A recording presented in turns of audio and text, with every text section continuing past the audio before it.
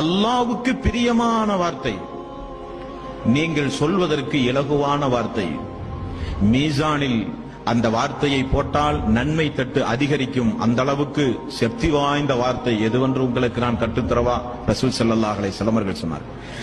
நன்மையும் தீமையும் எடை போடுகிற அந்த மீசானுடைய தராசுல தான் மனிதனுக்கு பதட்டம் ஜாஸ்தியா இருக்கும். ஃபமை யாமல் மிஸ்கால தர்ரத்தின் ஹைரன் யரா வமை யாமல் மிஸ்கால தர்ரத்தின் ஷர்ரன் யரா. கடையில போய் ஒரு பொருள் வாங்கும் போது எப்படி தராசை கரெக்டா பார்த்து வாங்குறோமோ அதே போல நன்மையும் தீமையும் அல்லாஹ் மறுமை நாளில் எடை போடும் பொழுது ஒரு மனிதனுக்கு பதட்டம் ஜாஸ்தியா இருக்கும். எங்க தீமை தட்டு அதிகரித்து நரகத்துக்கு போயிருவோமோ, அல்லது நன்மை தட்டு அதிகரிச்சா பரவாயில்லையா இப்படியாவது சொர்க்கத்துக்கு போயிடலாம்ங்கிற பதட்டம் ஜாஸ்தி உள்ள நேரம் அந்த நேரம்.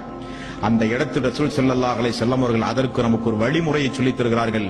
அல்லாஹ்வுக்கு பிரியமான வார்த்தை, மீசான் என்ற தட்டில் அந்த வார்த்தையை அல்லாஹ் போட்டான் என்றால் நன்மை தட்டு அந்த அளவுக்கு அதிகரிக்கும். ஆனால் நீங்கள் சொல்வதற்கு இலகுவான வார்த்தை. என்ன வார்த்தை? சுபஹானல்லாஹி வ பிஹம்திஹி சுபஹானல்லாஹில் அஸீம்.